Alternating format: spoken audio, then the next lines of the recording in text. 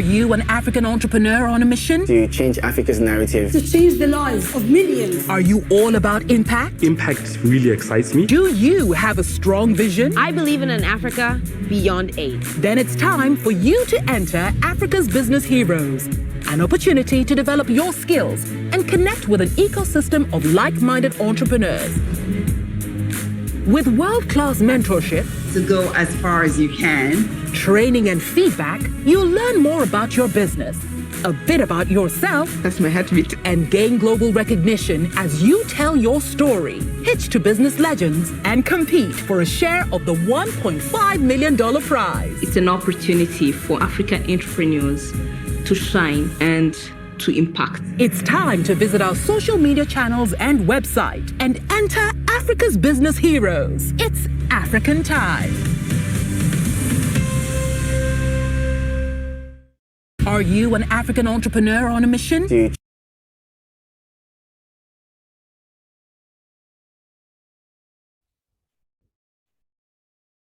Welcome everyone. Thank you for joining to our ABH Africa Business Heroes 2022 competition application support workshop, the first one this year. It's really an exciting time to have you all. I see in the chat we have Sarah from Egypt. Hi, Sarah. Please, everyone, introduce yourself. Please let us know where you're calling from. My name is Buntu Majaja. I am CEO at the S Innovation Summit and a proud ABH partner. Today, I will be taking the journey of hosting you all and facilitating our application support workshop. And we are joined by our expert panelists who are alumni of the ABH competition, as well as judge of the ABH competition, which I'm looking forward to introducing you shortly. Hi, Michael, as well in the chat from ABH. I see Wamba is calling in from Zambia. How's it, Wamba? Thanks for joining. All the best this year. All of us from Tanzania. Really great to have you guys here today. Exciting, very excited to be talking about one of the most impactful opportunities for entrepreneurs on the African continent. Captain Mazango from Zimbabwe, very great. Brian Magwaza, South Africa. Shout out, I'm calling from South Africa myself. And on the panel, we will be having today Fathima Ebrahim, who is an ABH judge as well as a mentor. She's senior manager at Liquid Telecom or Liquid Tech, and as well as Dr. Tosan Mogbeyiteren. Dr. Tosan, you'll have to update me there on that one. I practiced a couple of times, but it doesn't seem I can get it.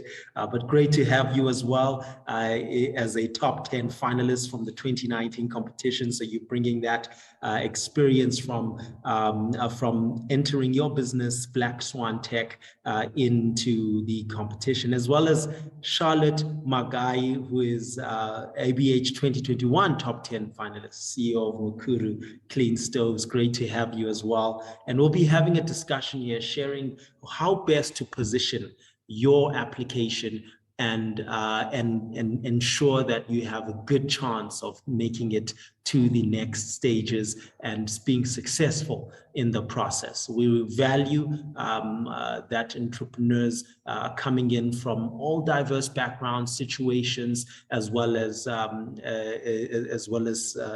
business types and so on. And so for you, and that you're very busy, so for you to be able to make it here is really a pleasure and an honor. As I welcome you guys, I do want to remind you of a couple of things, which is this session does have interpretation. So if you want to hear this session in French, translated in French, please look at the bottom. There's an interpretation bar for you and you'll be able to access that. And we will also be having a Q&A, live Q&A, ensure.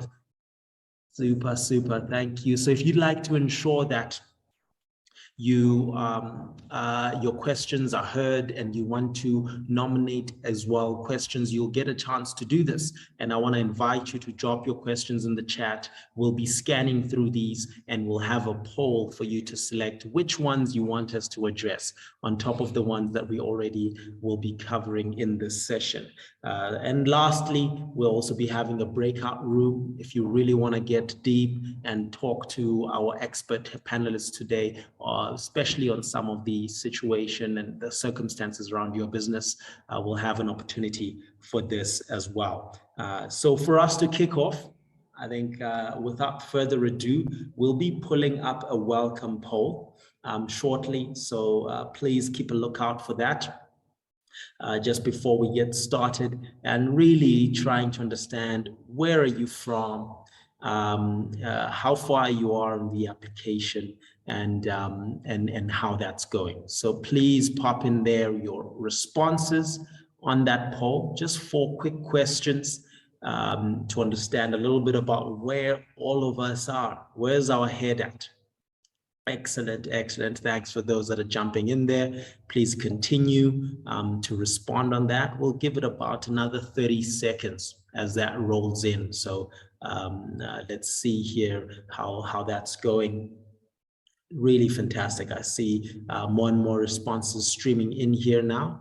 A lot of us, almost about half of us. That's it. Thank you. Super, super. I see here more shout outs in the chat, more people joining. Shadrach, also from South Africa, and Efyong from Nigeria. Welcome, guys. Welcome. Great to have you.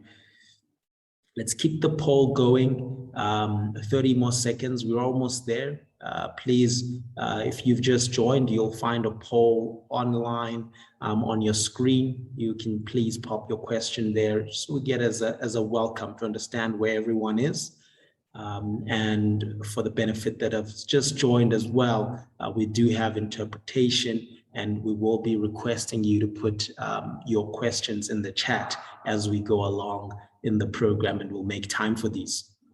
So welcome to you. 20 more seconds left on the poll.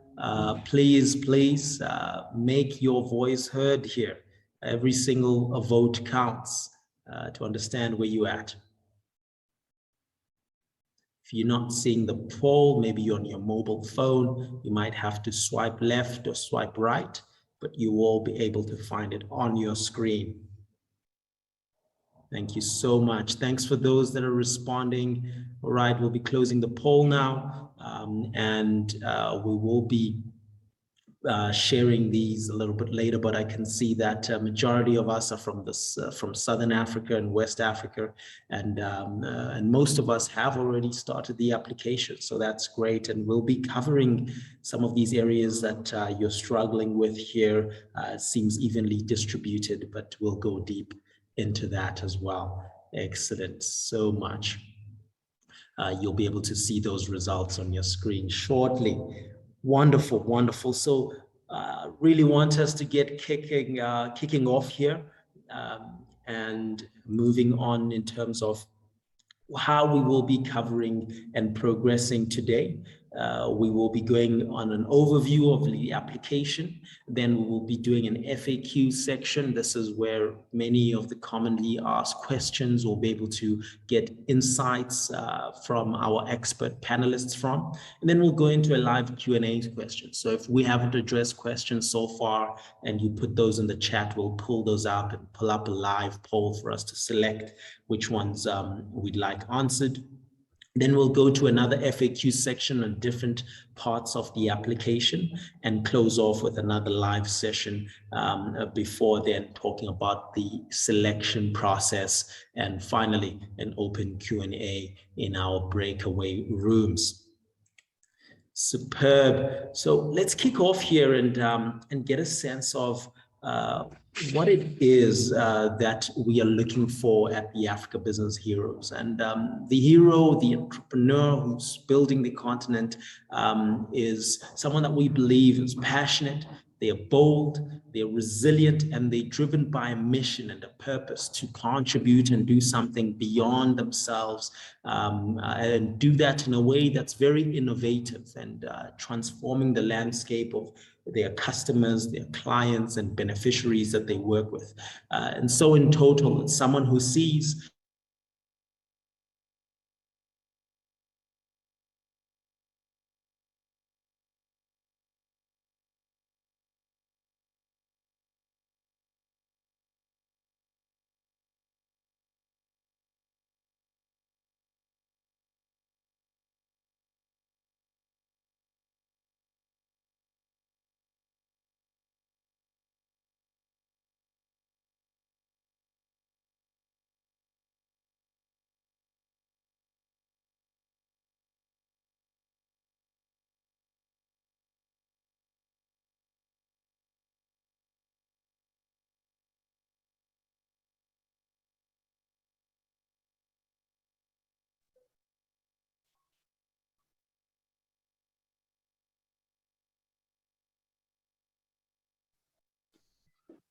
Everyone, sorry. It appears Buntu just had a little bit of technical difficulties, but while he comes back, let me take over for him. So my name is Tahira. I'm actually a consultant at ABH.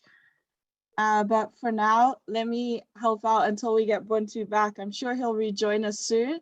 But he was going over, so here at ABH, we're looking for heroes. And, you know, you might not all think that you are heroes, but Fathima Ebrahim, one of our top 10 finalists from last year, he shared this powerful quote with us where, you know, your job is to let ABH know about your business, and ABH is going to show you how you're the hero you never knew you were. So, you know, when we say we're looking for heroes, you might think, oh, I don't know if ABH is for me. It is. And I see Buntu, you're back. Can you hear me? Thank you, Tahira. Had a blackout here of my Wi-Fi, but we keep the train going. Thanks so much for that. And so I think it's really here to remind, we'll just keep going here real smoothly, that to remind you that what we are looking for is for you to tell your story authentically. And to tell your story of how much it matters and how much it means to you, and be driven by the truth of your story, because the ABH judges can have been in business for a very long time, have extensive experience, and they can pick out the diamonds in the rough and the potential that you may not even know is there. Super. So I'm just going to request again for the screen here. For the next slide, please. Excellent. So here are some general guidelines and pointers to really be the foundation of making the most of your application. When you are applying, just know that you don't have to do it all in one time. You know, you can go on as you progress, you can save it. And so this allows you to incubate your ideas, iterate your thinking, and even bring updates, because the application deadline is the 6th of June. So in this time, you might want to reach out to your team and collaborate and get input from them as well. So really take your time, start as early as possible. This will help. And if it helps as well for you to download the application form, go ahead. There is a downloadable version that's available, and you can work offline when you need to. There are mandatory questions that if you don't respond to, then the application will not be completed. So ensure that you do complete these questions, and feel free to always revisit them.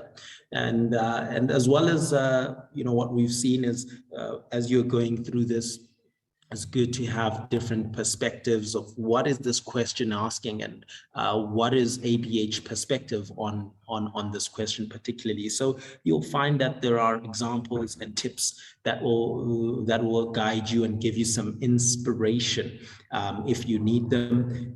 If you do get stuck at any point, ABH team is available on the live chat. So you'll see this in the bottom right. Reach out there, and you'll be connected to someone who will be able to respond to you as soon as possible. And if you would like as well, we are available at info@africabusinessheroes.org. So really inviting you, let's open the conversation, want you to be successful and want to work with you in doing this.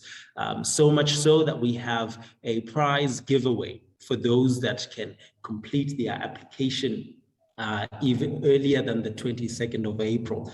So this is a surprise giveaway, and trust me, you will love it. But the idea here is that the sooner you do it and get everything in, the better it will be for both sides. And want to encourage you to really start thinking about this sooner than later.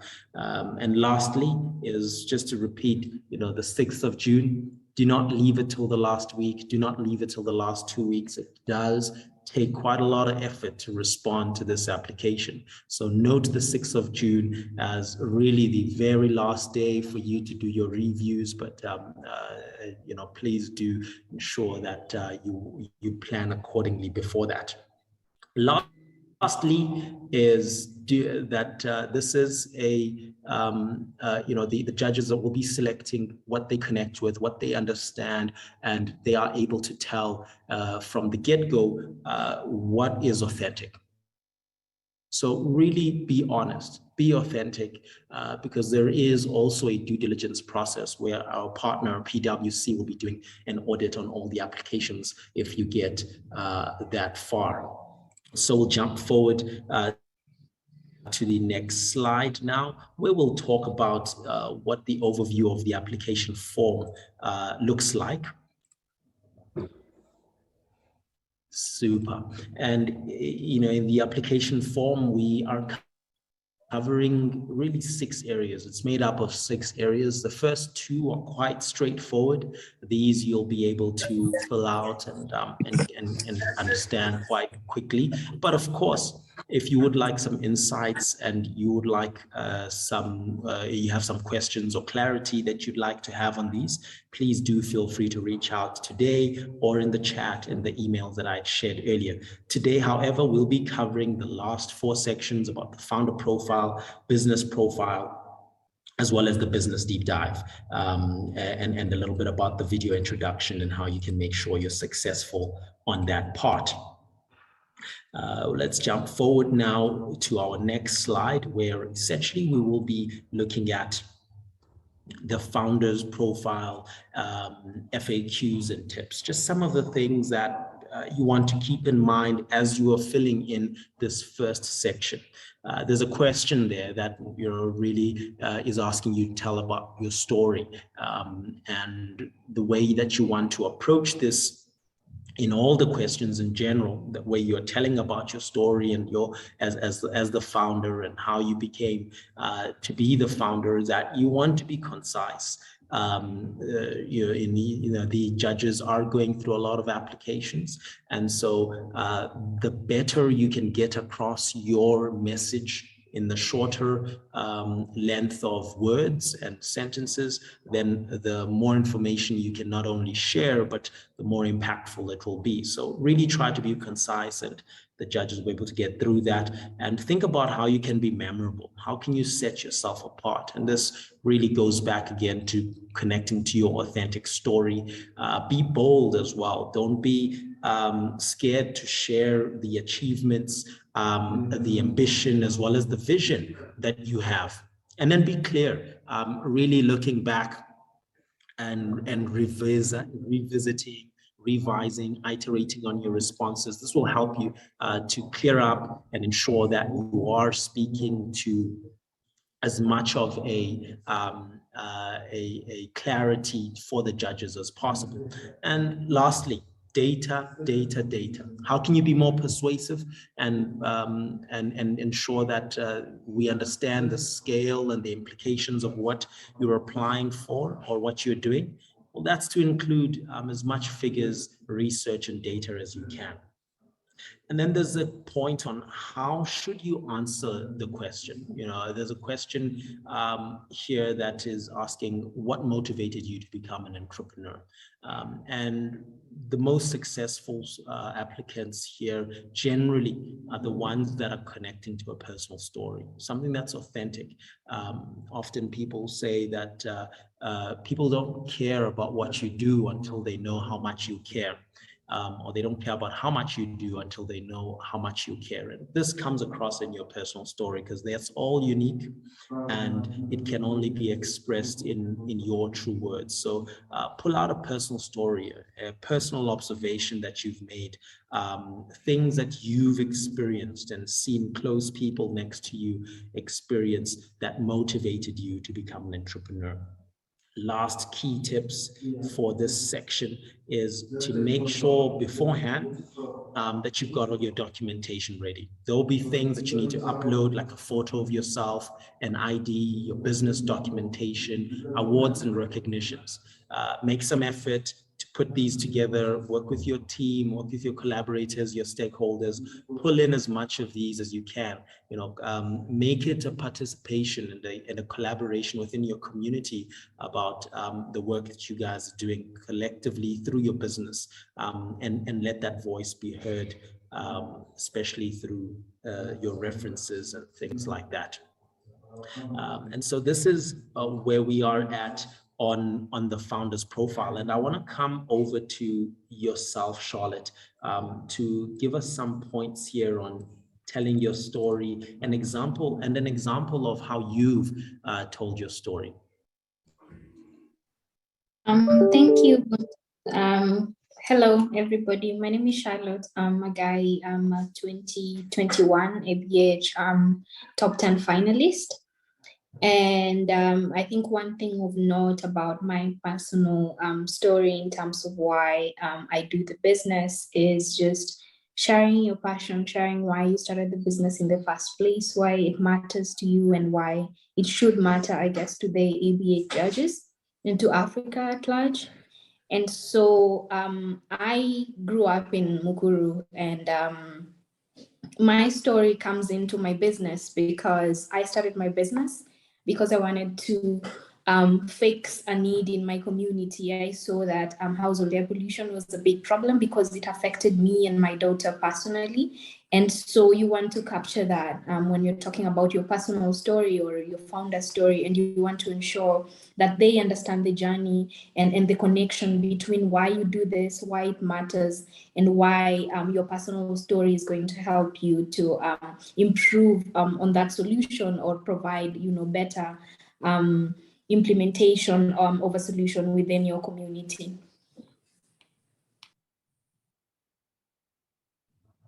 Super. Thank you so much, Charlotte. And that story, of course, took you all the way to the finalists, and that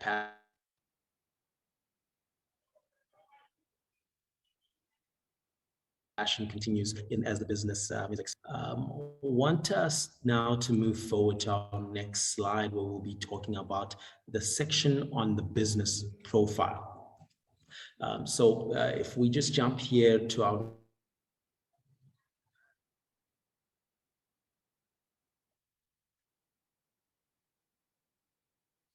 next slide is, there's a question here.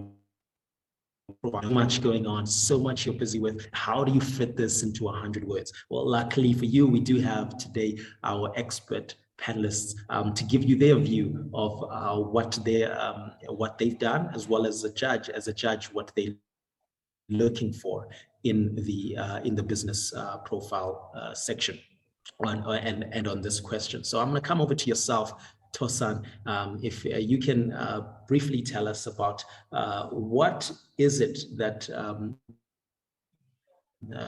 helps in order to summarize your business. Many of the entrepreneurs are asked to do this, and 100 words is too much, and many ask, is this like an elevator pitch? Could you break it down for us? Is it an elevator pitch? What is an elevator pitch? And how did you describe your business in summary? Thank you. Yes, exactly that. It's exactly an elevator pitch. So essentially, you want to be able to communicate what your business, what you're trying to do with your business in 30 seconds. And I like to think of it as a passport photograph. We all have albums, right? But you don't put up your entire album when you're trying to get from somewhere to one particular destination. You just submit a passport photograph. So you need a snapshot of your business. And it's often, how that snapshot is articulated is often predicated on your audience. So you want to quickly communicate to your audience what it is you do in as clear as a fashion as possible. So for example, in our business, I have an elevator pitch that I use when I want to talk to investors, which, you know, I tell them essentially what Immunize is an mHealth software as a service application that uses ultra-specific robocalls and SMSs to schedule immunization appointments in northern Nigeria. So in that short, quick sentence, I have told them the industry I'm playing in. I have told them the geographic location. I've explained the challenge that we are trying to solve and how what we are doing is different. You know, so that is essentially should encapsulate what your first line should be. Most investors or judges would probably be profiling hundreds of businesses. So you want to be able to be clear, to stand out and clearly demonstrate what it is you're doing. Sometimes you might even need to be more concise. It helps to be able to compare what you are doing to an already established, preferably a really large concern. So sometimes in some cases, I go on to say we are a Twilio, but for public health services. And a lot of investors are familiar with what Twilio does. So they immediately say, okay, he's doing Twilio, but for public health. And he's doing it in northern Nigeria. And then, you know, so that helps. It's also important that you mention who you are and what, and you know, sort of, if you have the opportunity to put in what you want, to be clear what you want from them. So that's essentially what an elevator pitch is. It's a passport photograph of your business. It doesn't have to contain everything, every single detail about the business. You should also focus on the highlights and tailor it to the audience that you're addressing your pitch to. Thank you. Super, super. Thank you so much, Tosan.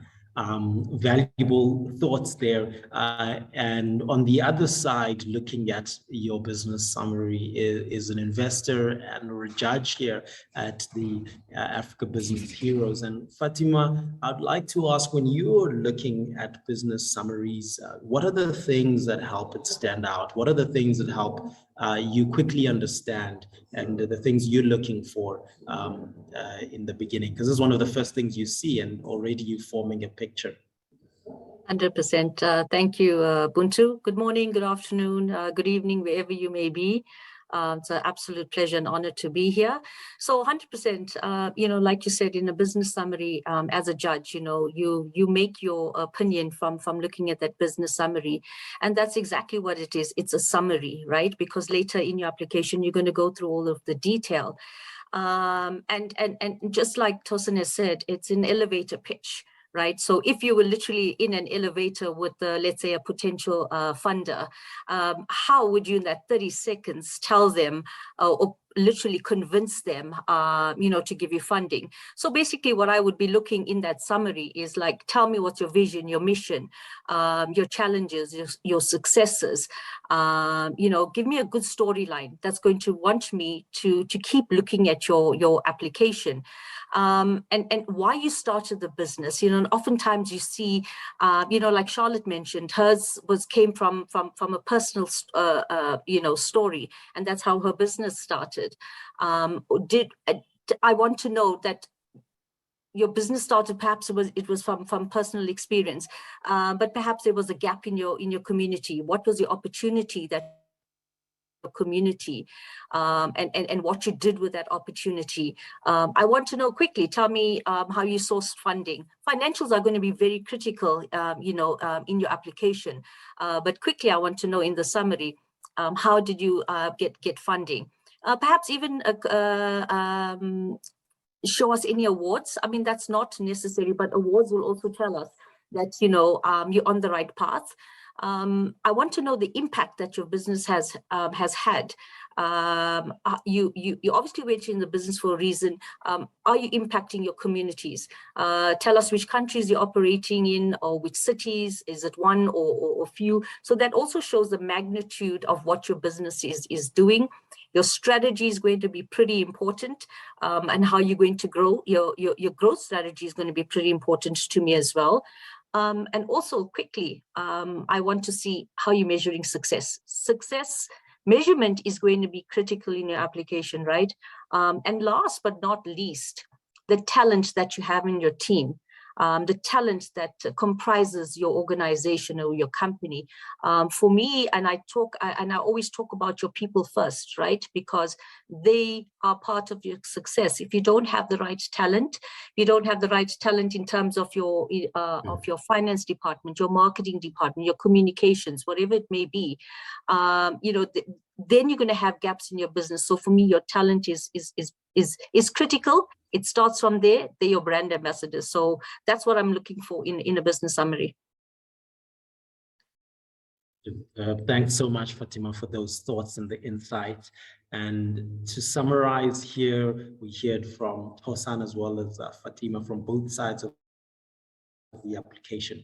Quick description, what's the scale you're on, how can you be memorable, you know, thinking about examples of something that's similar, and lastly your traction so far, whether that's in your awards, your customers, your regions, and also your talent. And we are still on the topic of the business profile and the FAQs, but we'll be going a little bit deeper now in terms of other things to consider, which includes things that you'll need to complete this section. So as a kind reminder here is preparing as well, you know, mention about things about your personal things that you must prepare, but also for your business, things like your registration documents. If you're in a regulatory environment, what license documents do you have? All of these add to your story and the credibility and support around that. And so if you do in any part of the application, as you're uploading items, because here you'll be uploading things, they stop halfway if it's not reflecting, just refresh it and it will upload again. And the last thing that you had input will be there. So auto save there will be a lifesaver for those pushing later light missions. But if you do have any challenge with uploading your documents, this does happen depending on your browser or device, please feel free to email us and we'll be more than happy to assist you with that. So quickly, we will now jump into our live Q&A. I want to remind you guys, if you did have questions, this is the time to put them in the chat.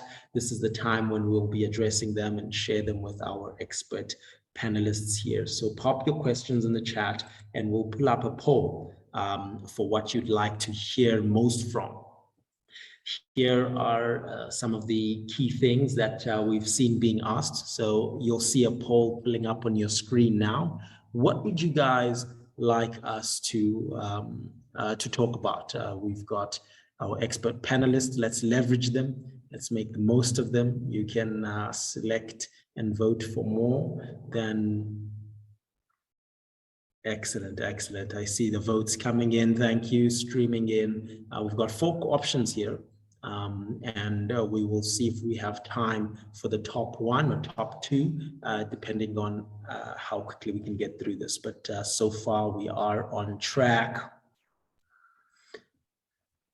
Excellent, excellent. If your questions are not here and you are happy with what's been discussed so far and what's here, or maybe you've got another question, please do feel free to pop that in the chat and we will make time for it and get to it.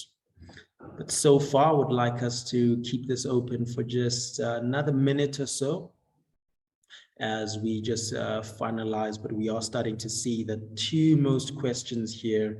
One was asked by Sarah, which is what if there are 3 founders? And then there's another one that is really looking at how qualitative and quantitative should be the questions. So these are the top two.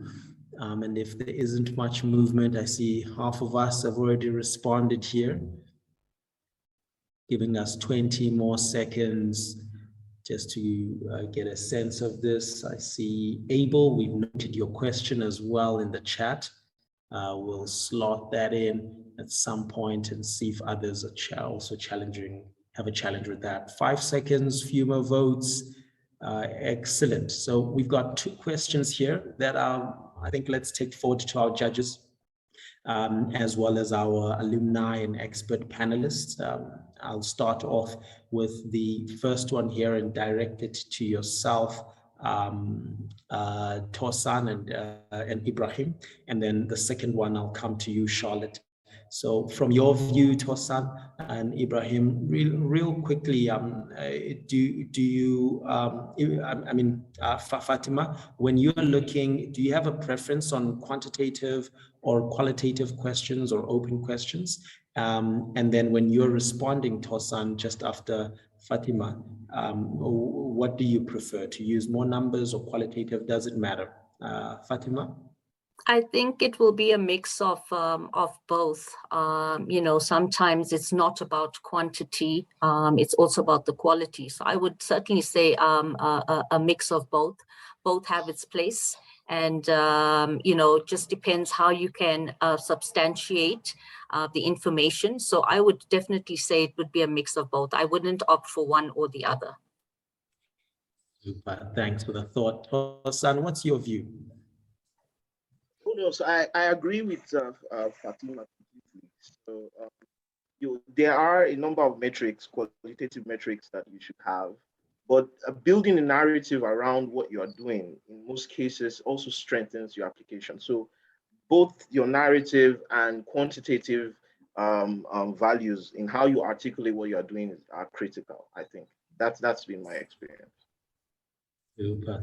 And if maybe Charlotte, you can add on this one as well, and then I'll come to you, Tahira.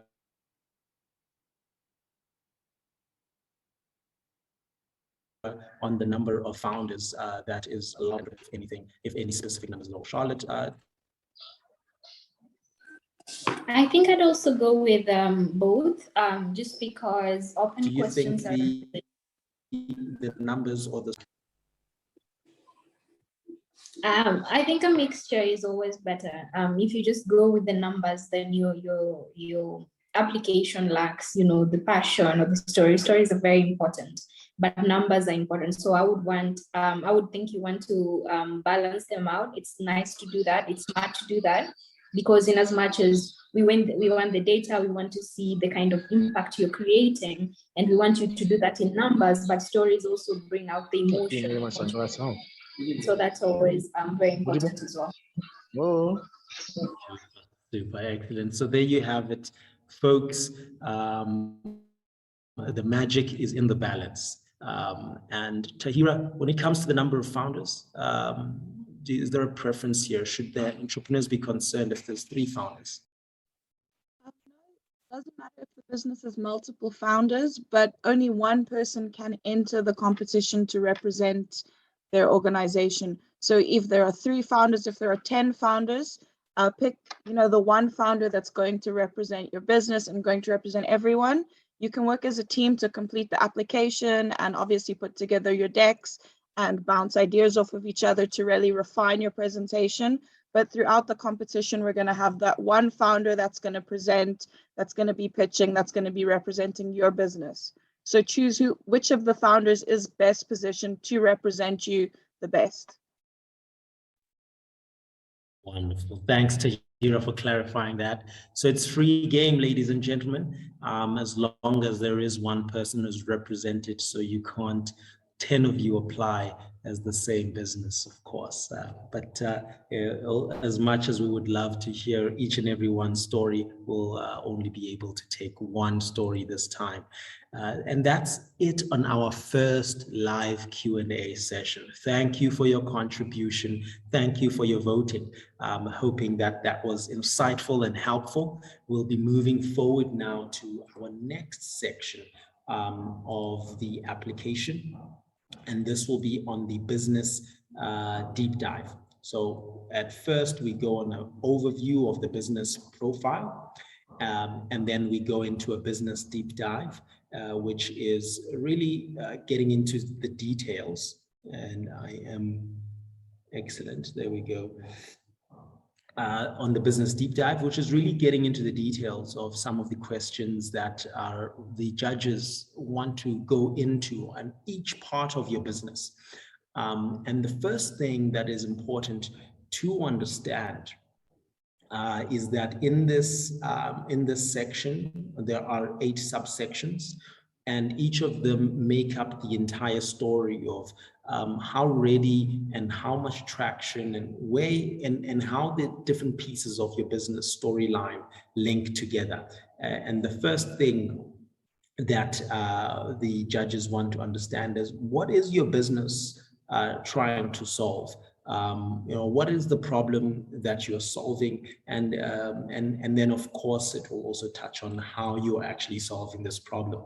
And for this, I'll ask Charlotte to come in, tell us about how you see the useful way of articulating the problem in a way that makes sense for the judges and is memorable, as well as how you did this yourself.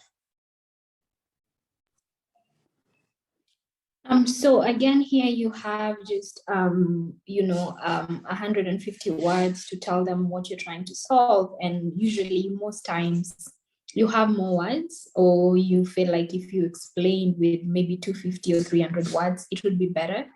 But for Mukuru, we make it very simple. And here's an example of how we solve what problem we are tackling. And there could be many problems, but you focus on the primary one, the most significant problem that your business addresses. And for us, for instance, that is energy poverty and household air pollution. And how we tackle that is we manufacture improved clean cook stoves and then distribute them in low-income households. So I know that you want to say more because you feel like you need the judges to be able to get the whole picture, but sometimes summarizing is better, just because when you say more, you find that your answer is all over the place. And you do not want that to be a problem, because it puts the judges in a position where they probably don't understand what you're saying. So summarize like you're talking to your team, because they already know what you're solving. And most of the judges, on ABH have a bit of, I guess, experience in the industries that we're all working in. So they will be able to understand. They just need to be able to see that you understand your business, you understand the primary problem that you're solving, and you know how to communicate that really, really well. I'm not sure if I answered you. Yep, that was great. Thank you so much, Charlotte. That was a great point you added as well, that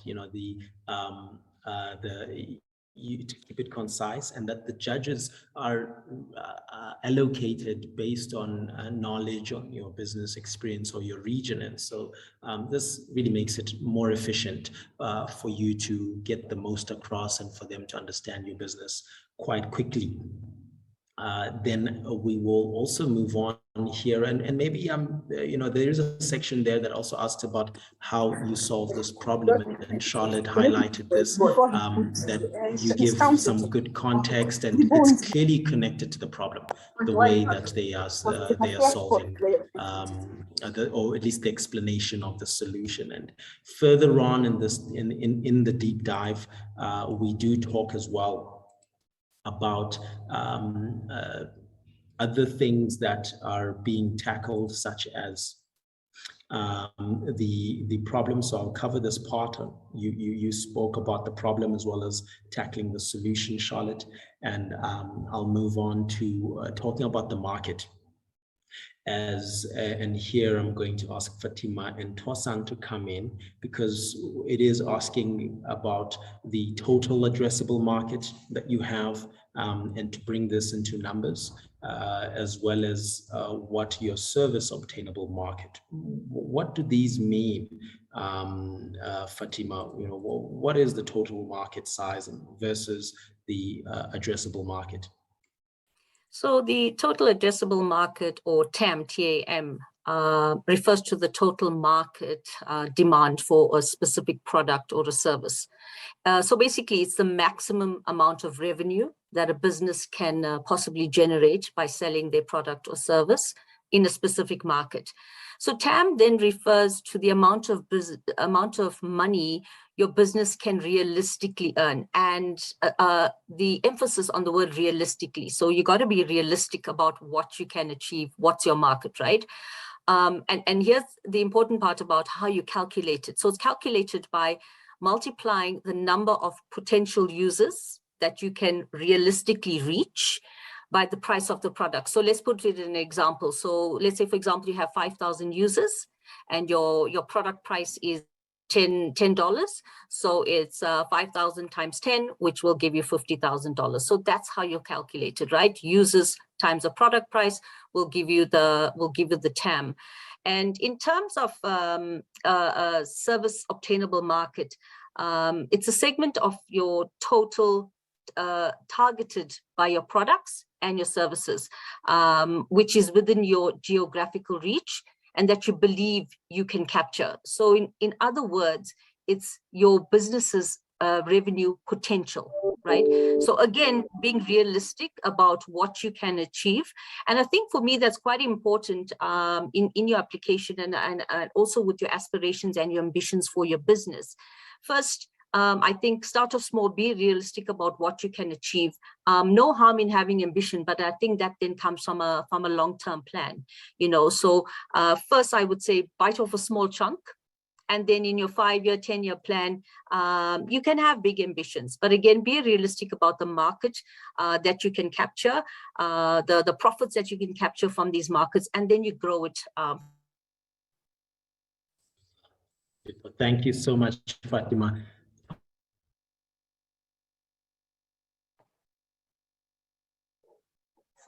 Tosan, how did you do this? Is that investors and judges are looking at your business?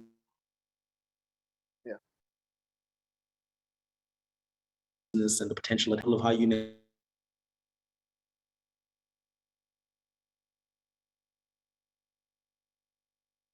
Right. So, I mean, Fatima's explanation was pretty clear.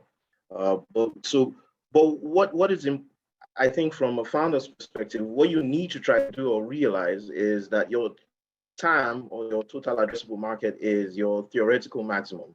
And it's you as a founder, you may not have at this stage of your application, you may not have all of the information that you need to really build it up to a global standard level. But what is critical is to show how you are thinking about your market.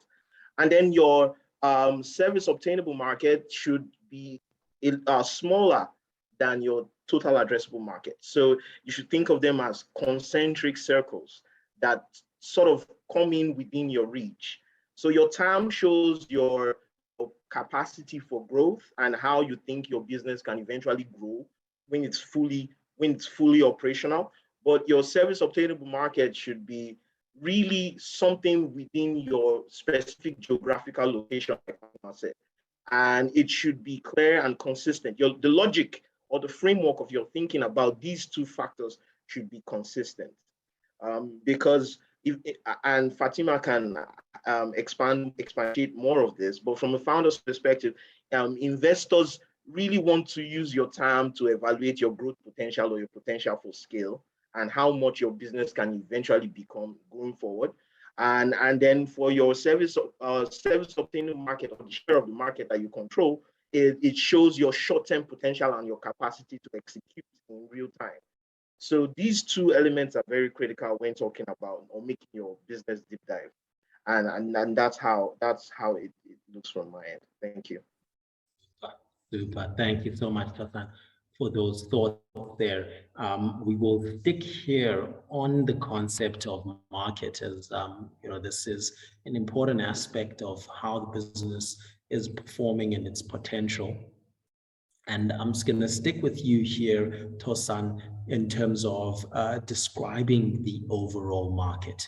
We talk about how large it is. We still have 150 words, but there's more to it than the dollars and the rands and cents and nairas and so on and shillings. So please break us down when it comes to now talking about things like the growth trends, the references you use, the validations in terms of the kind of customers you're speaking to. What did you include here, and what would you describe when it talks about an overall market description?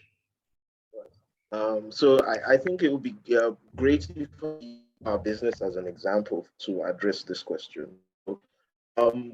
Like I said earlier in the elevator pitch segment, I mentioned that we are an mHealth software as a service that schedules immunization appointments. And so with that in mind, and in trying to respond to this question, the first thing I would probably do is to sort of quantify the birth rate in the country. So that would be my total addressable market. The birth rate in my country probably serve as a rough back of the envelope number for the total amount of people that could possibly use my service. But that's not a feasible. I would still, after saying that, I would have to come down to the service obtainable market, which is where we are working currently, which is in northern Nigeria. And then I would use the standard available information, the number of children that are born in those particular areas that we work on an annual basis. It's important to qualify that these are annual numbers so that your audience is able to get a sense of what it is that you really are talking about. And then subsequently, and as I could give examples of specific states, but I wouldn't want to do that. But once you have those fixed numbers, the next thing would be to sort of highlight certain other key elements within the market that show or strengthen the first two sentences you've just put up.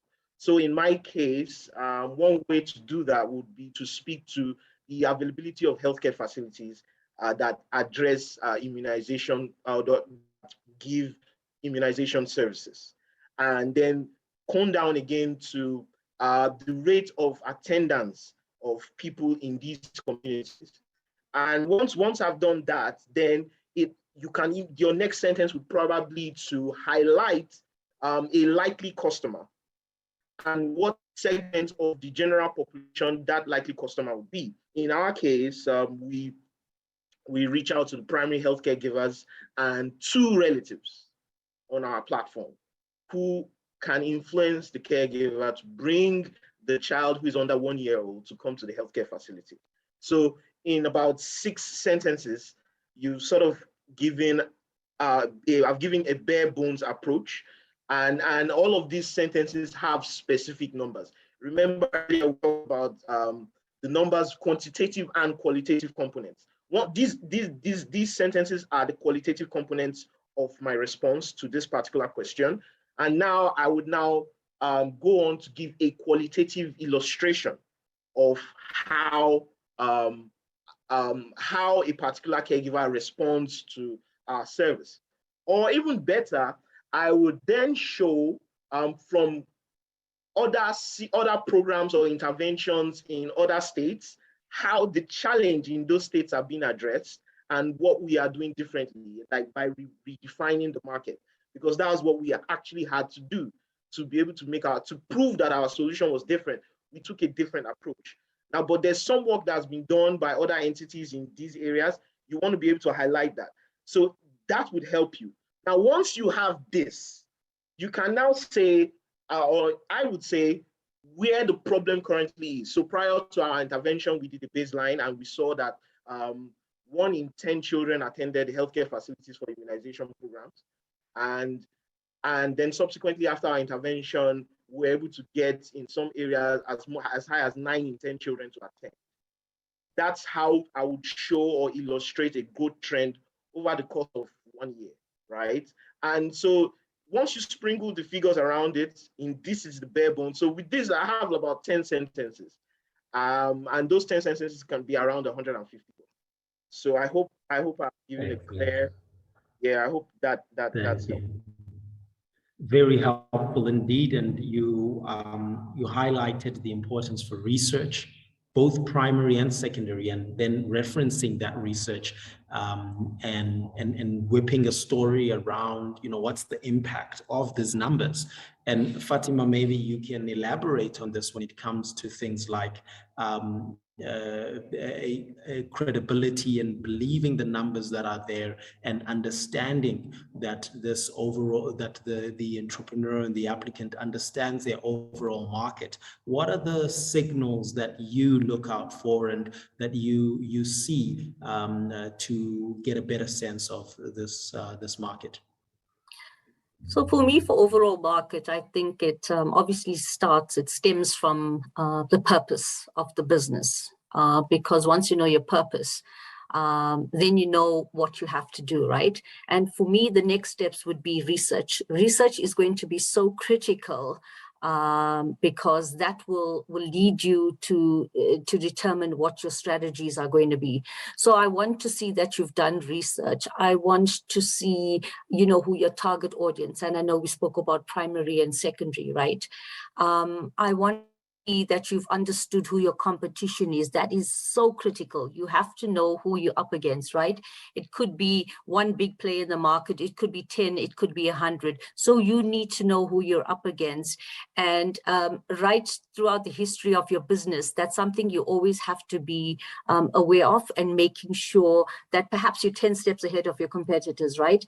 And if you're not, then know what you have to do to keep up with them, or perhaps you have a unique a USP, right? I also want to see that with your research, you've gone and gathered additional data. Data is they talk about data being king, right? So data is very critical. Then analyze the data, and then you put your analysis to work. And that's for me the journey. When I look at it, the overall markets section, I want to see that research. So it starts from the research and what you've done with the research, and how you're going to make the research work for you. From the research, have you determined the gaps? Have you determined the opportunities? So basically, that's what I look for. Like I said, and then you've got all of this data. How are you going to use the data to work for your organization? Thank you very much, Fatima, for those thoughts. And you highlighted on the connecting of the storyline throughout, from the purpose and the problem, and same for you, Tosan. You started by reminding us again what is the problem, and even did a baseline survey, doing an intervention, and some of the theory and framework that is usually used and can help throughout this process to look up is something called the I just had it on the tip of my tongue and it just ran away, but it's a U-curve, the theory of change. That's what it's called. Yes, the concept of a theory of change, starting from your problem and how your intervention impacts that, is something to look at as we continue in this business dive. We will be moving forward to talk about something that was touched on quite a lot, which is competitors. This is really for us to get a better understanding of where you're operating, and do you understand where you're operating and how you're operating. And Charlotte, ask you to come in here and tell us a little bit about why it matters to keep competitors at the top of your mind. How do you present them, and why it's important to understand who they are?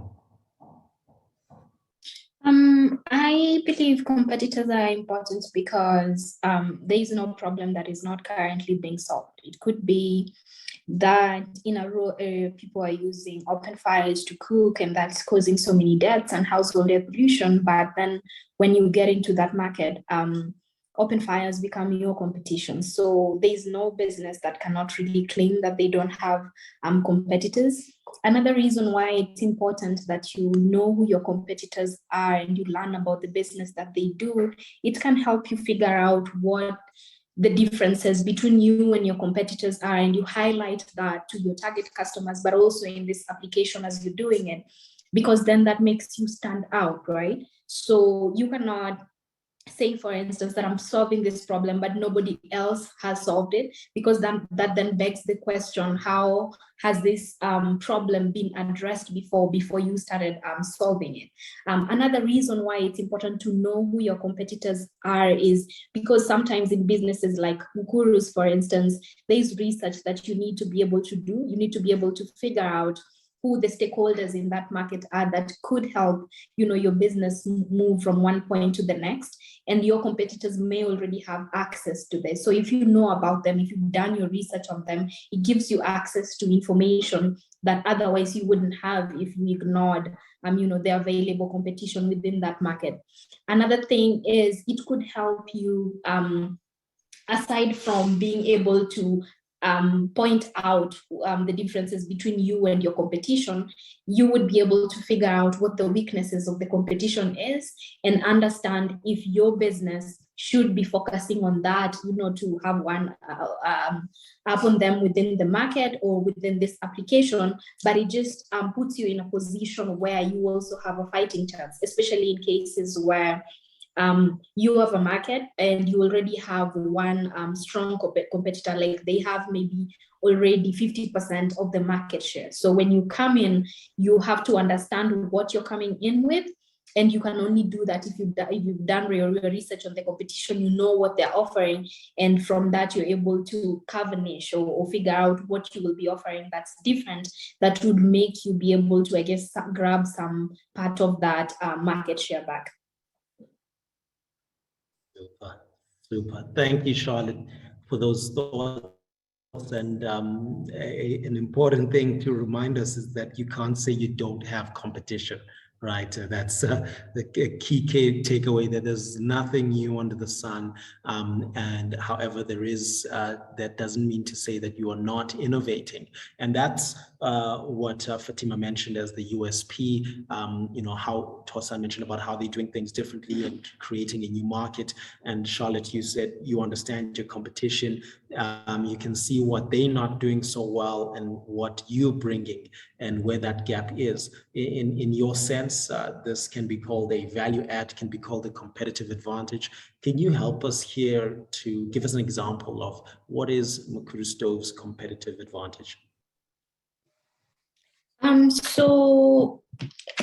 example with Mukuru, for instance, is if you're getting into, a new market and there's already a really big competitor, one of the surest ways of, hitting back to get a bit of market share would be to go for the pricing. So you want to offer a more affordable product, especially if you're serving low-income households or underserved populations. So one of the biggest unique selling points for Mukuru Clean Stoves is the fact that our business ensures that improved cook stoves are not just affordable, but they're accessible to low-income households. And we do that.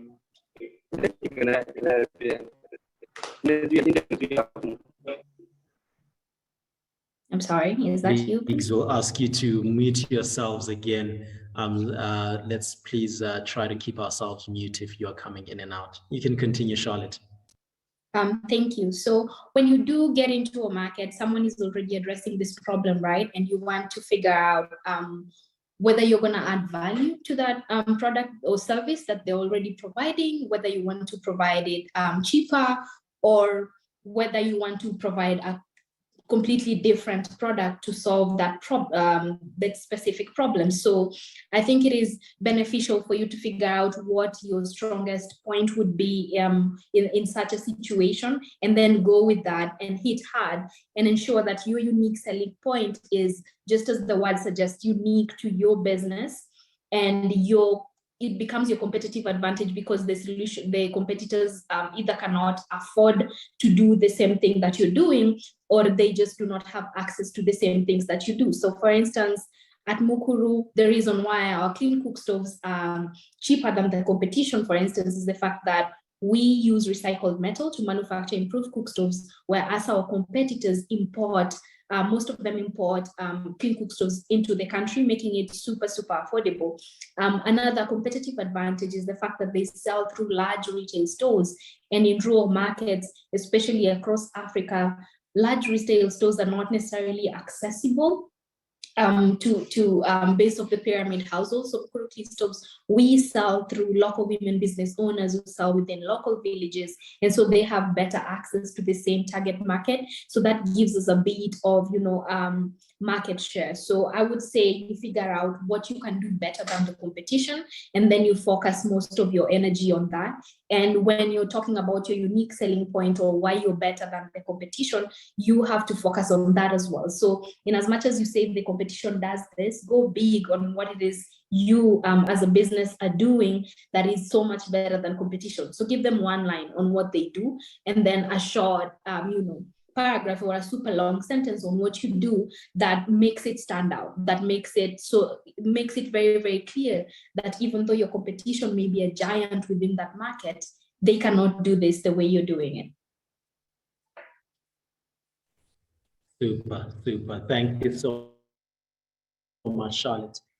That excellent insights, fantastic example that's very practical for us, for us to think about how this applies and we can use it in our businesses. And we are still on the business deep dive, and we'll come to Fathima now to tell us about how when she's looking at the aspect of revenue and the aspect of how the business is generating funding. In no less than 100 words, you need to explain and get this across.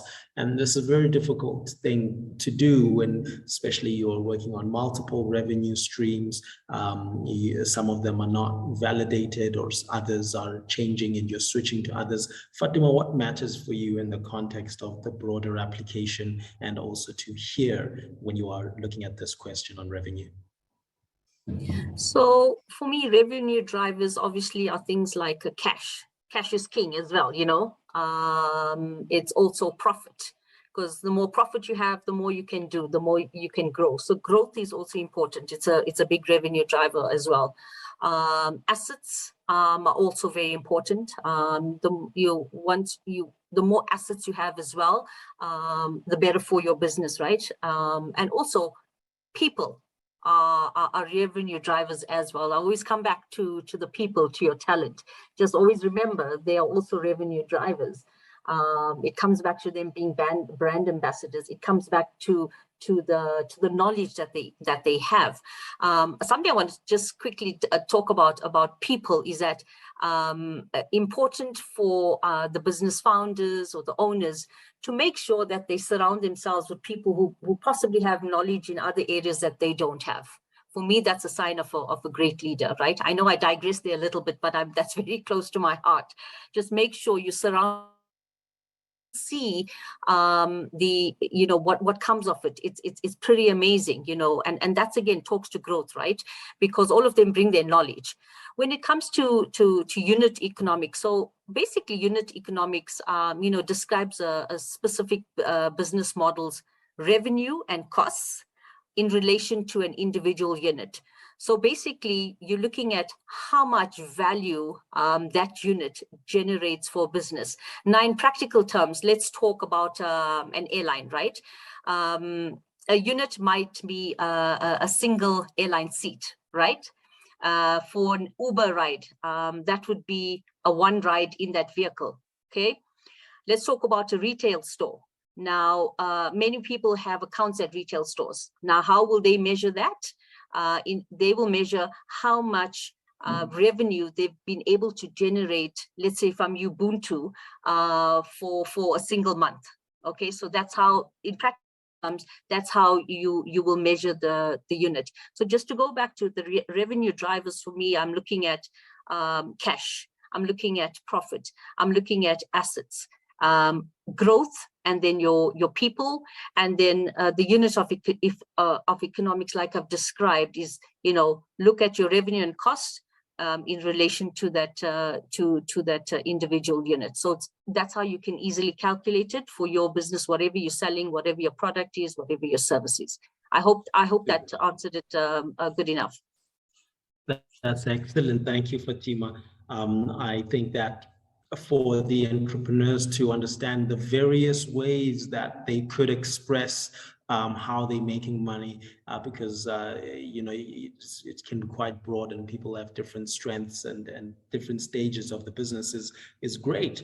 And the way you shared that. And however, for them to continue earning that revenue, there are some things that you'll be looking for. Whether can they continue earning that revenue? Is that sustainable in the future? And these can be defined as risks, or what are the risks associated with the business. When it comes to thinking about risks and what you want to hear from the entrepreneur and the applicant, what is it that you would recommend? So in this section, I want to know that, number one, you've understood your market and your research. And risks could be market fluctuations, right? It could be competition, that we've spoken about. I would say know your competition as well as you know your own business, or possibly even know them even better than your own business, right? Risks could be natural disasters, right? It all depends on the geography, the locations, right? So you need to take that into account. What happens when there's a natural disaster? What's your contingency plans, right? Risks are also staff turnover, right? It's important to maintain your talent. Because again, your competition could poach your talent. Okay, so that's a risk as well. You don't want to have staff turnover. Create that love within your staff for the brand love and the customer love that they would have for your products or service, to keep them, right? Because you're building their talent as well. Risks could also be how you implement strategies. Ensure that you're doing it properly, right? Make sure you have steps of how you're implementing it properly. If you miss an important step, things are not going to pan out as well as you want them to pan out. Finance is also a risk, right? Finance is a major thing for every business, no matter how big, no matter how small you are, right? Exchange rates, foreign exchange rates are also a risk. So basically, I want to see that you've understood your market, you've understood your landscape, you are aware of the risks, but more importantly, you know the risks, but more importantly for me was what's your contingency plans if any of those risks affect your business, right? So contingency plans are very important. It's all well and great to have this amazing business plan, but I'd like to know that you've made plans for any disaster or any risk that comes your way. Super. Thank you so much, Fatima, for those examples, those thoughts, and what you're looking for. And maybe real quick here, one, to bring it down to how you did it, Tosan, just one risk, and as an example that you facing, we now understand your type of business, but the one risk you're facing and how you managed to mitigate that. And I'll ask the same for you, Charlotte. Yeah, so for us, one of the key questions was regulatory risk. So what we are trying to do is has a significant regulatory hurdle to cross. I mean, the context, in fact, was immunization and vaccination, which is very key to governments across the globe. So we had to be able to articulate how we're positioning ourselves. One, the combination of partnerships and relationships we had in place to mitigate that risk. Two, and I think that this second point speaks to what Fatima said earlier about the assets. I mean, partnerships and regulatory relationships can be key assets to any business. And then we also had to speak to funding to implement what we are doing. So those were the three elements that we highlighted in response to this question. Thank you. Charlotte, quick one on your side. Yeah, I believe it is important to list, I guess, the risks that your business faces. And most times you want to list the most important. There's usually a lot of risks with each and every business, but you want to list the most important ones, because at the end of the day, there's always, you know, a long list, and there's number 1 and number 10. And if you have a small amount of space, the important ones also, if you're able to highlight the most important risks within your business, or the ones that your business faces, then it also gives the judges the idea that you know what needs to be mitigated first, like what's more important for you to address before the next one, just because you know where your business is going, you know what's the biggest threat to it. And I believe if you list your list from important to least important, then it means you know, you really understand the market that you're working in, you understand where, you know, the problems or the gaps are, and it's almost as if you're listing, this is what we're going to address first, and this one and this one. So yeah.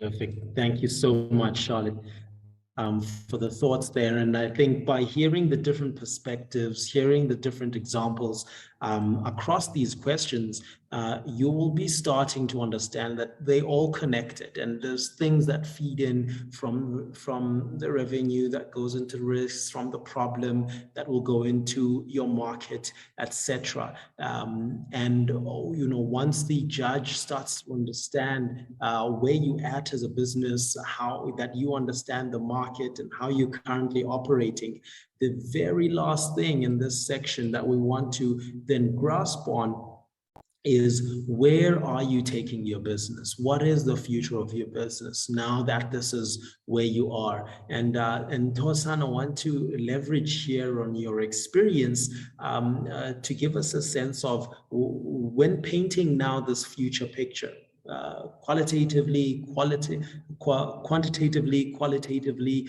and you're dreaming, how did you get that dream across into the hearts and minds of your judges? Oh, thank you. So yeah, I guess in the context of this conversation, the part where we focused or discussed the market share, the total addressable market, really is relevant to how I'll respond here. You know, so you want to be able to show that from your service obtainable market, you can grow into a component of your total addressable market. That's in a general sense. That's what you want to be able to do.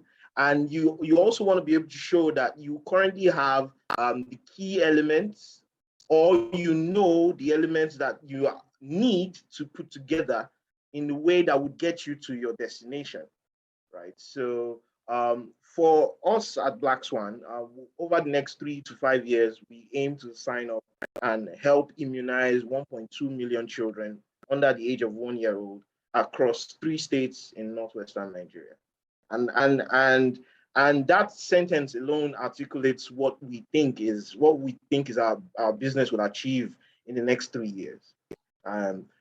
It's important to also realize that this can change. It isn't cast in stone.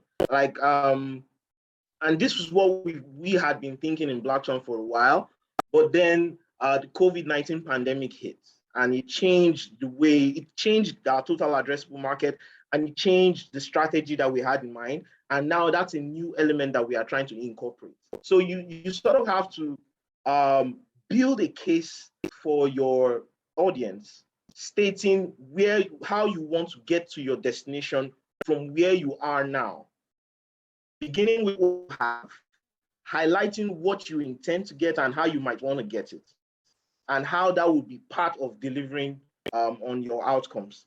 So that's, in a general sense, what you need to do to respond to how your business will achieve its goal in the next 3 years.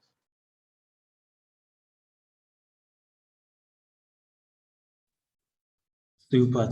Thank you so much, Tosan, for that view. And like you said, there's a sense of you got to give us how you're going to do this. So, you know, the judges will be looking at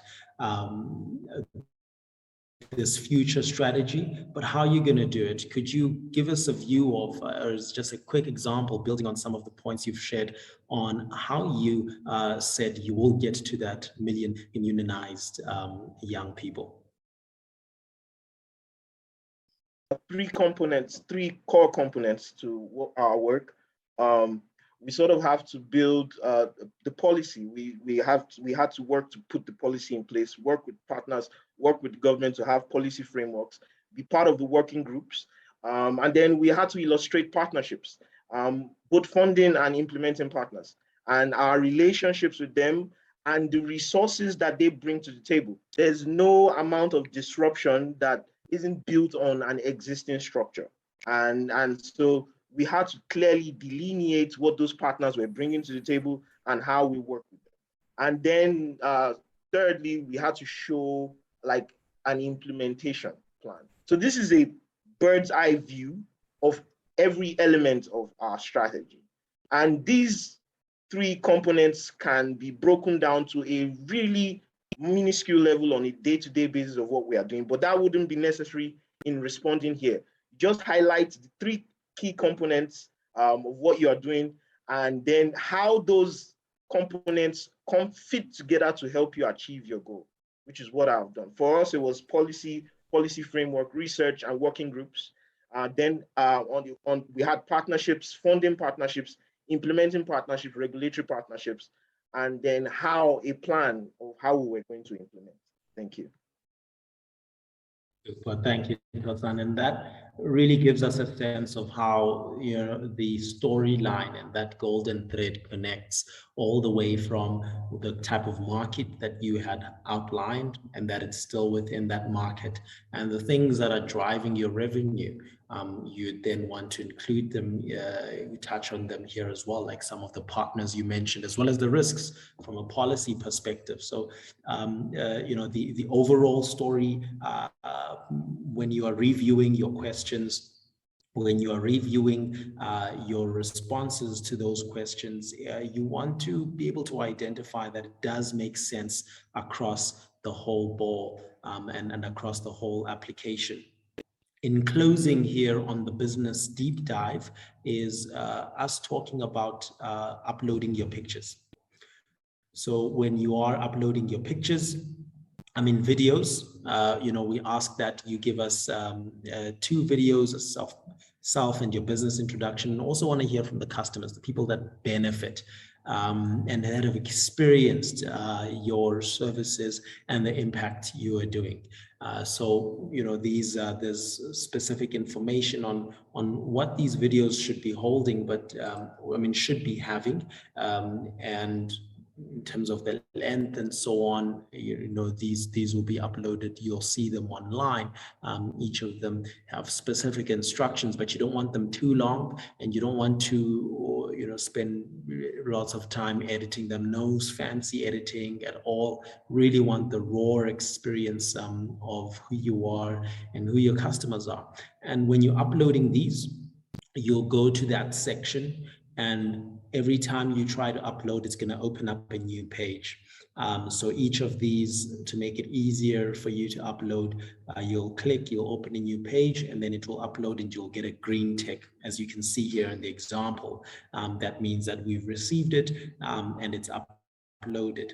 And once again, if you are having any challenges here, please feel free to reach out to us in the chat on the bottom right, or in the email, which is info@africabusinessheroes.org. And next up now is really us wrapping up this business deep dive, which will take a majority of your time, but I know there's been a streaming questions in the chat. Thank you for those as well. Really would love for us to get into those. So please let us know if there are additional questions, and we are now going to pull up our live poll as well for our second live Q&A session, and we'll invite you to please vote for the question that you'd like for our panelists and experts panelists to respond on. So there's questions here. showing up on your screen. If you're on your mobile phone, you might need to swipe left or swipe right, but please participate, see what makes sense for you, what's burning on your heart, what do you want us to hear more about. Your vote and your voice matters. Wonderful. I see the questions, the voting here streaming in. Remember, guys, we only got 2 minutes here. So please make your bets, make your votes. Super, super. And we do have our colleague as well, our colleagues in the chat, Jan Gao and Tahira Musa, who can respond to other items you might be having. So pop those in the chat. If we don't get to address them in the poll, if we don't get to address them in the breakaway rooms, we do have our team on standby, ready to resolve any issues you might be having. This is a discussion, this is a conversation, and we're doing our best to make sure we facilitate a two-way. We want to hear you, we want to understand what's happening in your process. What challenges are you having? This is very important for us. So I see here as we've got 20 seconds left on our poll. We've got 2 questions that are really leading up ahead, which is about social media, and is it mandatory for all the social media platforms, and whether it will affect your application if you don't have them, all of them. So we will take this one to Fatima as well as Tahira to give us their perspectives. And then we've also got one on impact. So when it comes to impact, do we judge based on the impact of the solution, or is it based on the client? So is it primary impact or secondary impact is what I'm hearing. And here I will defer to Tosan to share how they did their impact, as well as Charlotte, how you viewed impact and what worked for you. Super. We'll close the poll now, and let's start off with this one on impact, which is the highest voted. Charlotte, I'll come over to you. When it comes to presenting your impact and the kind of impact you are making, give us an example of how you did it, and whether this is directly in your community or is it on people or indirectly. I think when it comes to communicating impact, it's always smart to talk about all the ways that you're creating impact socially, environmentally, within your community, just with the people who are receiving and using your products or services. So for instance, for Mukuru, our biggest impact is reducing household air pollution, right? But because we work with local women business owners, we impact their lives by ensuring that they increase their household income by selling our clean cook stoves. Another source of impact is the fact that when we sell our improved cook stoves, especially in rural areas, it reduces the time that young girls have to go and fetch firewood and cooking time as well. So that's another impact, metric that you want to include there. So you don't have to just pick one. If you have just one, that's fine. But most of the time for any business, you have different, ways in which you're creating impact within your community or directly to the individuals that are using your products or services. So it's very, very important that you talk about all of those ways, and you can start with the most important one and give it more, I guess, time or more words within the application, but ensure that you talk about all the different ways that you're impacting lives of people within your community, of the people who work with you. If you're creating jobs, and that's a big factor within that community, talk about that. If you're ensuring that, young women are educated on, business or leadership skills, you talk about that as well. But it's always important to highlight all the ways in which you're impacting lives. Super, super broad view there, and comprehensive as well approach. Tosan, do you agree? How did you guys do it? Give us a perspective, an example. Thanks. I agree with Charlotte completely. I recommend ecosystem approach.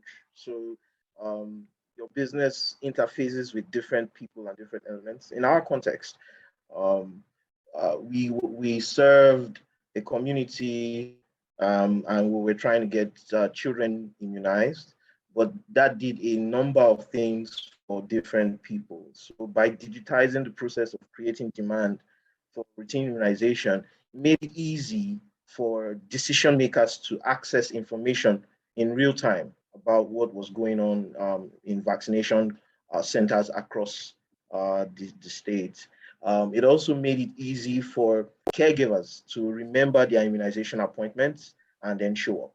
It made it easy for healthcare workers to schedule their immunization appointment. And they didn't need to put in so much effort to track the information of a particular child that has turned up for like a vaccination session. Then also on a number of levels, it made it easy to track down children who had missed an appointment. So immediately a child missed an appointment on a particular place, it was clear. Prior to the intervention, it took a minimum of 21 days, anywhere between 2 to 21 days to track down that a particular child had missed an appointment. So every business interfaces with the community in a host of ways. It would always be super cool to highlight these ways. And as Charlot has said, you should probably focus on the core angle of impact. It brings clarity to the conversation and then riff off of there. Super. Thanks, Tosan. That's fantastic thoughts. And I'll move on to our second question here, which is on social media. Tahira, is it necessary to have all social media? Does it impact the application? And then Fatima, I'll come to you on whether when looking at this impacts on how you view the business. Do you recommend that they actually do start the more social medias? And do you troll us? Do you go on our social media platforms and see what these guys are up to? Tahira? Thanks, Buntu. No, it's not a requirement to have all social media platforms. It just serves as an additional touch point for us and for our judges to know you, the applicants, better. So if you have it, please list it. If you don't have it, it's not going to count against you. It's just another way for us to learn about you and about your business and what you've been doing. Super, Fatima. So, like Tahira said, it's not mandatory, but it's if you have it, that's fantastic. Again, it goes to understanding your market, understanding what your competitors are doing. If you've researched your market and you find that the bulk of your audience is on, let's say, Facebook, or they're LinkedIn or Twitter or Instagram or TikTok, whatever the case may be, you would want to then perhaps immerse yourself in that specific platform, right? Because then it's an alternate way, it's an additional way for your audience to interact with you and vice versa. They give you feedback, it's another way to chat to you, etc. And all the wonderful things of social media. Trolling applicants, I think once an application comes to my desk, we look at it from end to end, okay, right? And I think once somebody says that, they have these specific social media platforms, again, it's an additional resource for us as judges to go and see what's happening on your pages, because over and above what you are telling us, we are seeing what your customers are telling you and how you're interacting with them, because you may not necessarily get that customer feedback in an application. So I wouldn't say trolling is just an alternate way to get a full view of the application from the other side versus just the one side, from the founders or the owners. You're now getting your customers talking. Customer testimonials, references, interactions are pretty powerful. And that, as we know, that's the power of social media as well. So it doesn't hurt us judges to go and look at it, because then it just tells us that what you're saying in the application matches what your customers are saying, and the two come together beautifully. Superb. Thank you for that. So a powerful leverage tool to have, if you'd like. So almost as an additional showcase and an additional resource. That's great to hear. And that brings us to the end of our second live Q&A. If your questions were not responded to, please don't despair at all and say that ABH doesn't listen to you. We are still here. We're going to have a breakaway room. We'll have, we'll respond to them in the chat, and we are available on email as well. So, please do stay with us as we go into now what will be the next stages. How does this whole process of the application look like? And so I want to take you through the application selection process and what you expect. And you should plan. If you're planning to win, if you're planning to go all the way, then you should be expecting these next steps, which is once the application closes on the 6th of June, we will go into our round 1 application. And here we'll have thousands and thousands of applicants to look through. At first, those that have not completed everything will automatically be shifted aside. So please do ensure that your mandatory fields are filled up, that everything is filled up properly. You've uploaded the right documents, because these could get you automatically filtered already. But if you then make it past through this stage, it will go into then the round 1 judging. And we've got a dedicated team of experts, industry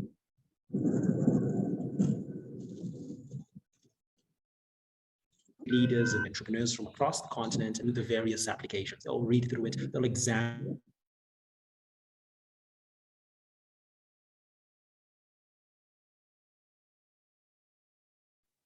the areas that make sense, and and together they'll collaboratively sift down to help us select top 50.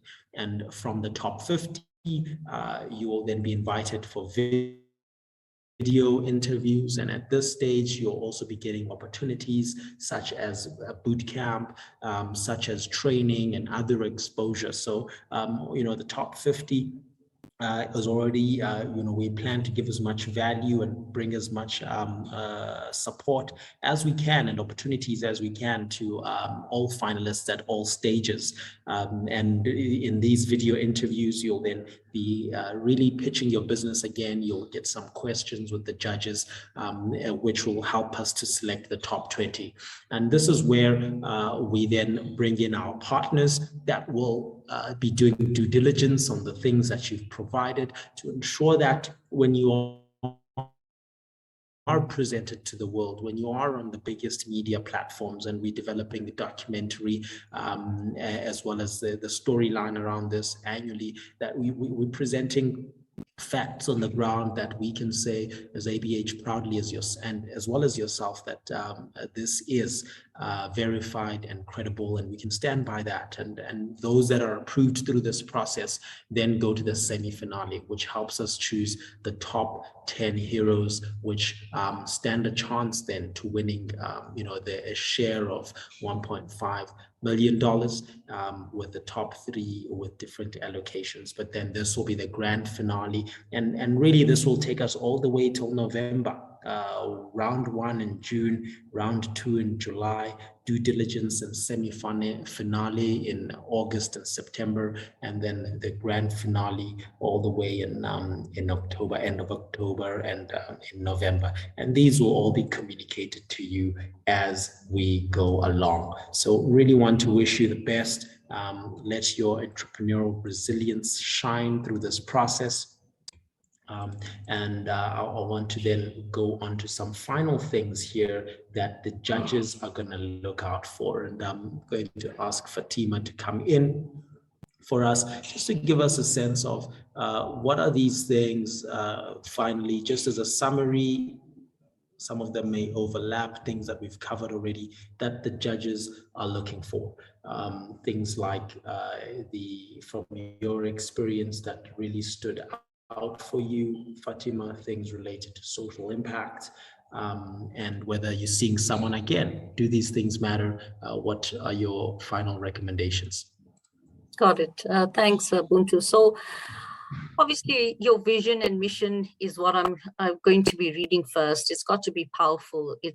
And from that, I want to see if it's going to have an impact. I want to know why you started the business, right? I want to know your journey. And in most times, you just see the emotions come through in that, because people have started businesses because most of it comes from personal experience of why they started the business. And you see the passion. I want to see the passion in that application of why you're doing this. I want to see that you going to have an impact on community or communities for whatever reason you commence that business. It's important to see that your business is resilient. We spoke about having plan Bs if there's any disasters, for example. I want to see who makes up your business, the talent in your business, right? Because I spoke about how important that is as well. Also important to see, are you a leader, right? That's very important because the leader has to make some difficult decisions in a business. Do you have that strength as a leader?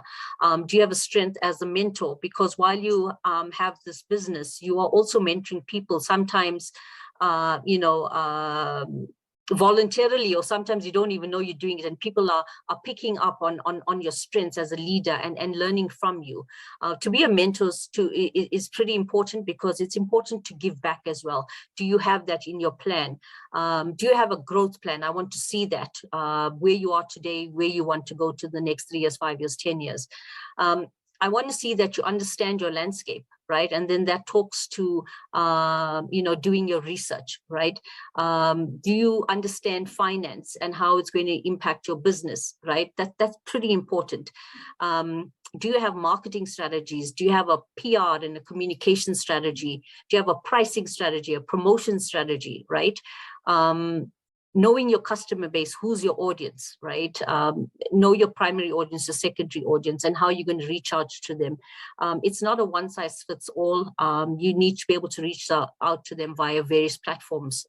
Your business model is going to be critical as well. KPIs, do you have KPIs for your organizations? That's pretty important, because KPIs keep you very honest, right? KPIs for your teams, individuals, because then you can also measure. And for me, a big thing as well is measurement. I spoke about that earlier on. You need to be able to show us how you're going to measure. How will you measure success? I need to know as well that if you've had failures along the line, how are you going to come back from those failures? Because I spoke about as well, having contingency plans. You will find that not everything will go your way. And I want to see that you are resilient enough to get up, dust your knees, and get on with it. And that, you can showcase in your application. It's fine to say, I failed twice before this business actually took off, right? That's just being honest. Buntu, you spoke about that when we started off the session. Be authentic. It's okay to fail, because from failure, you're learning something. There were opportunities to learn. And I think also for me, if you come across negative situations, I always say, find the positive from that negative situation, because you have to learn from it. And I want to see that in application. I know that was a whole long mouthful, but we look for that from end to end.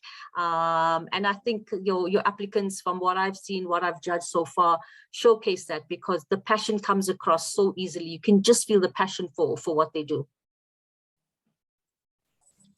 Thank you so much, Fatima, for the comprehensive view there and the thoughts, and for what judges are looking out for, and that social impact is important, but it's not the only thing that you are looking for. And if you are wondering, if you've applied before, can you apply again? Yes, absolutely.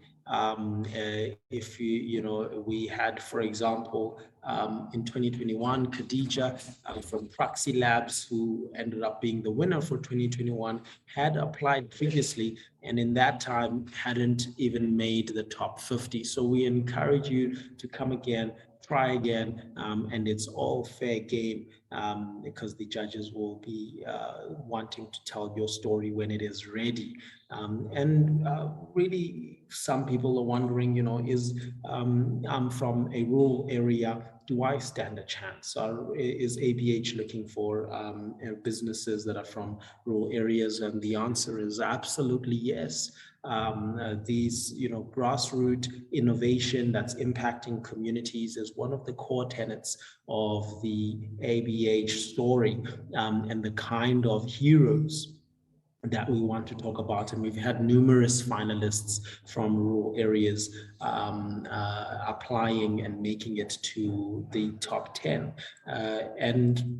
Tosan, I want to ask what you think of the length of the application form. Some people are asking, why is it so long? Was it too long? Was it just right for you? And why do you think it's so comprehensive, and why was it important for you to make it all the way in applying on this? Thank you, Buntu. So yeah, I think that the application being long is a good thing. It allows your audience get a sense, a truly great perspective of what you are doing. Like I said earlier, the elevator pitch is a passport photograph, but you have a whole album, and you want to be able to show them different angles. And also the length of the application affords you the opportunity to be strong in certain areas. There will be certain areas where you are strong and you can showcase that. And there will be certain areas where you haven't quite figured out everything, and that would also be clear. But it gives the judges a fair sense of what your capacity. So it's a good thing that the application is so detailed and thorough. The judges are eager to help and they want to meet you.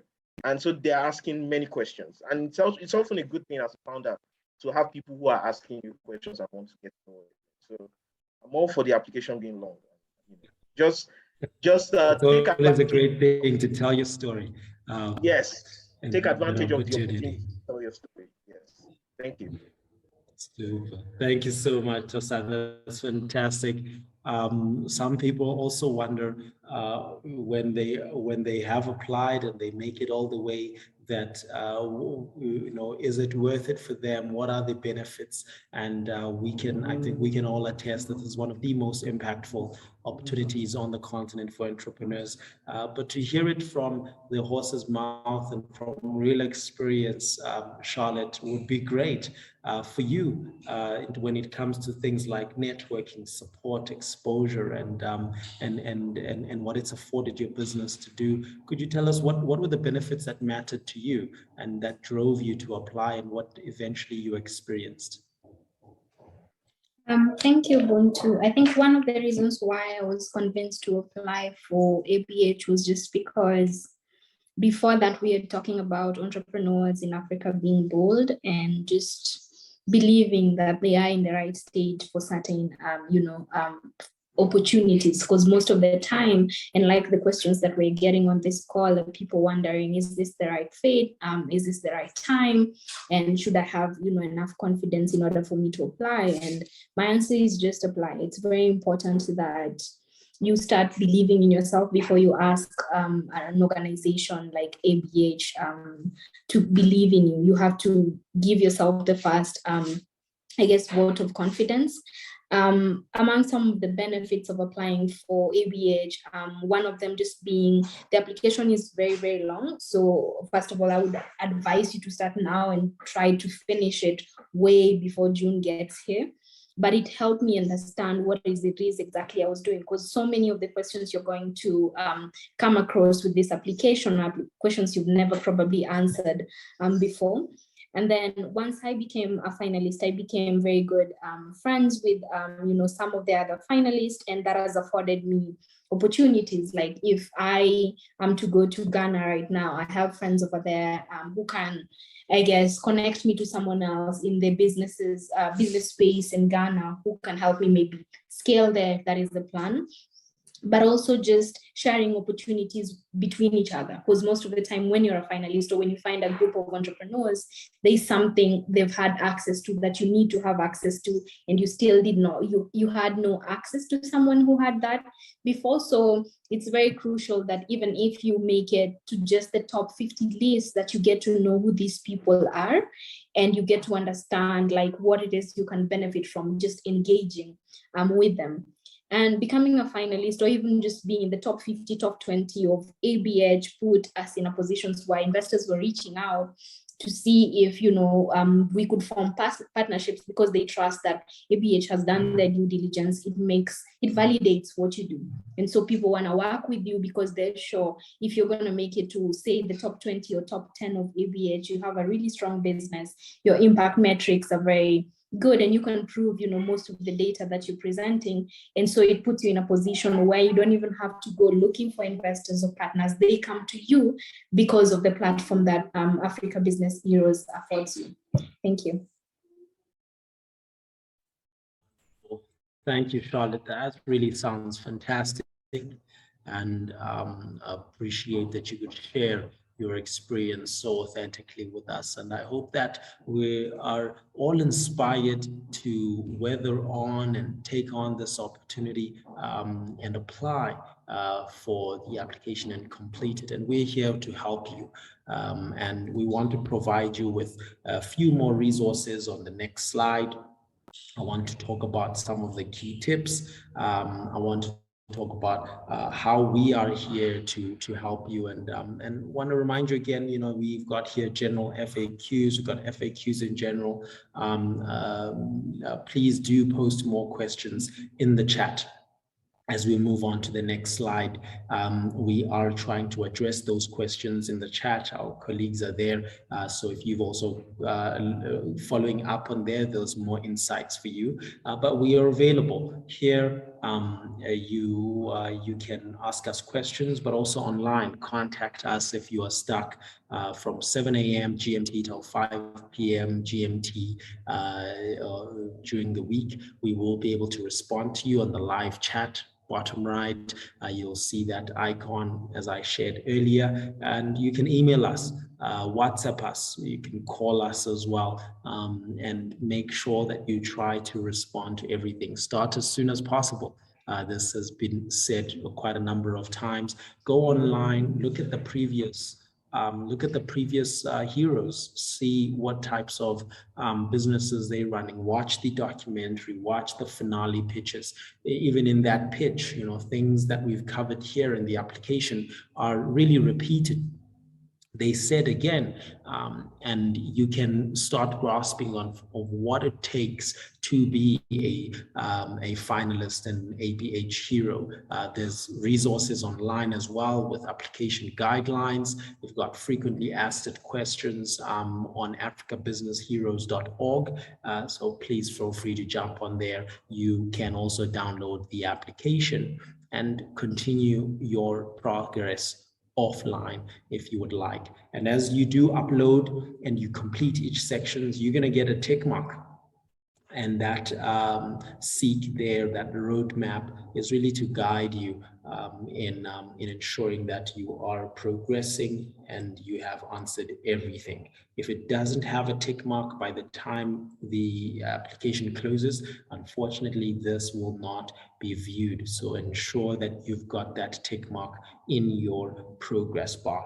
We've now got just under 10 minutes left to address any final questions, and we can split into the breakaway rooms if these will be set up with each panel member, and you'll be able to ask more specific questions and have a discussion around what challenges and hopes that you might be having. And so before we do go into there, we're also pulling up our feedback poll. We'd love to hear from you. How was this session?